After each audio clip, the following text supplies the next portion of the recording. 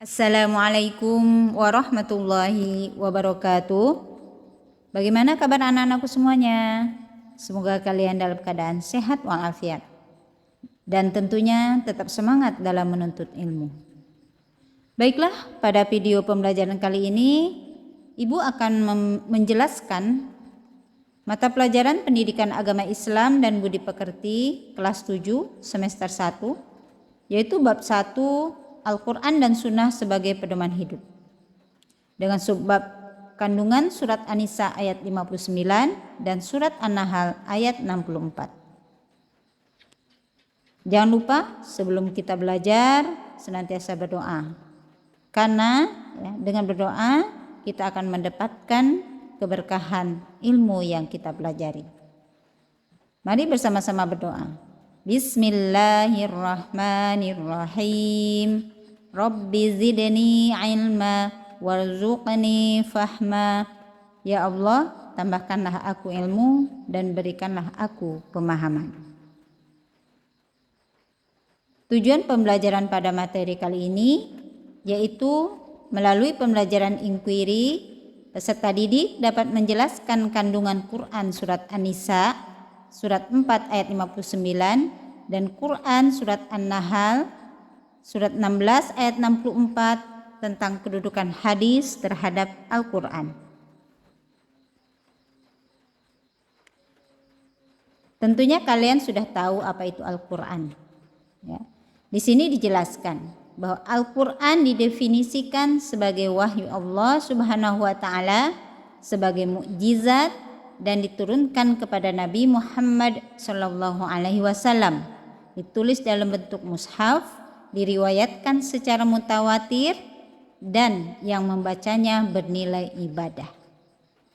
Nah, inilah keutamaan dari Al-Quran, karena dia sebagai mukjizat, ya, sehingga apabila kita membacanya satu huruf dari Al-Quran saja itu dinilai 10 kebaikan.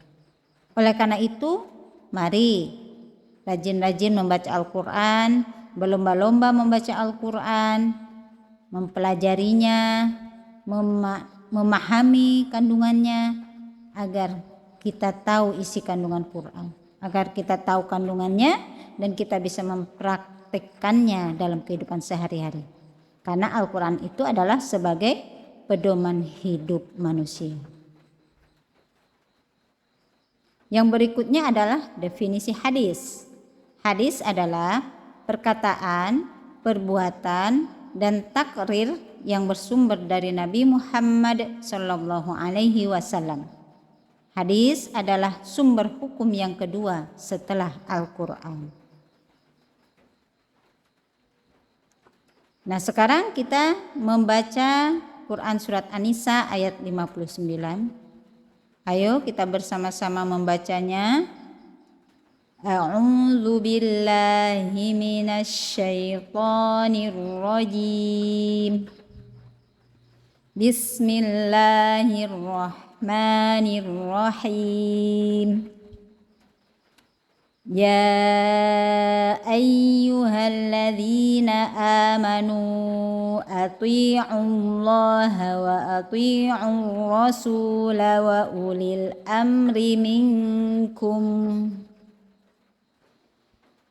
Fa in tanaza'tum fi syai'in farudduhu ila Allahi war rasuli in kuntum tu'minuna billahi wal yawmil akhir. Dzalika khairu wa ahsanu ta'wila. Artinya, wahai orang-orang yang beriman, taatilah Allah dan taatilah Rasul Muhammad dan ulil amri, pemegang kekuasaan di antara kamu. Kemudian, jika kamu berbeda pendapat tentang sesuatu, maka kembalikanlah kepada Allah, yaitu Al-Quran, dan Sunnah, dan Rasul, yaitu Sunnahnya. Jika kamu beriman kepada Allah dan hari kemudian, yang demikian itu lebih utama bagimu dan lebih baik akibatnya. Nah, sekarang kita membaca Quran surat An-Nahl ayat 64. A'udzu billahi minasyaitonir rajim. Bismillahirrahmanirrahim. Wa ma anzalna 'alaikal kitaba illa litubayyina lahumul ladzi ikhtalafu fihi wa hudaw wa rahmatan liqaumin yu'minun. Artinya, dan kami tidak menurunkan kitab Al-Quran ini kepadamu Muhammad, melainkan agar engkau dapat menjelaskan kepada mereka apa yang mereka perselisihkan, serta menjadi petunjuk dan rahmat bagi orang-orang yang beriman. Quran surat An-Nahl surat 16 ayat 64. Nah, setelah kalian bisa membaca Quran surat An-Nisa ayat 59 dan surat An-Nahl ayat 64 beserta artinya, maka akan lebih mudah kalian memahami kandungan dari surat tersebut. Adapun kandungan Al-Quran surat An-Nisa ayat 59, yang pertama, taat kepada Allah dan Rasul-Nya. Ini hukumnya adalah wajib atau mutlak, tidak ada tawar-menawar. Karena kalau orang yang beriman, ya, ketika diperintah oleh Allah, jawabannya adalah sami'na wa ata'na. Kami dengar, kami taat. Nah, yang kedua adalah taat kepada pemimpin dan para ulama. Pemimpin di sini, ya, di dalam ayat dikatakan ulil amri, bahasa Arabnya. Ulil amri, uli yang memegang, amri kekuasaan, pemegang kekuasaan atau urusan, yang mempunyai urusan, yang memiliki urusan, ya, yang diserahi urusan kepemimpinan. Nah, itu namanya ulil amri atau pemimpin. Siapapun itu pemimpinnya, kita wajib taat selama pemimpin itu dalam ketaatan, tidak keluar dari aturan Allah. Nah, begitu juga kita wajib taat kepada para ulama, karena ulama itu adalah pewaris para nabi. Yang ketiga, bahwa sumber hukum Islam itu adalah, ya, sumber hukum Islam itu adalah Al-Quran dan hadis, sumber hukum yang utama. Nah, berikutnya adalah kandungan surat An-Nahl ayat 64, yaitu yang pertama, Nabi Muhammad diperintahkan untuk menjelaskan apa yang diperselisihkan oleh manusia dalam perkara agama. Dalam perkara agama, Nabi Muhammad diperintah untuk menjelaskan.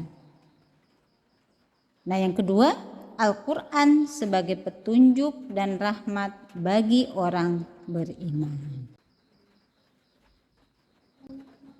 Nah, kesimpulannya, ya, bahwa kedua ayat tersebut menjelaskan bahwa Al-Quran dan hadis menjadi sumber ajaran dan pedoman dalam menjalani kehidupan.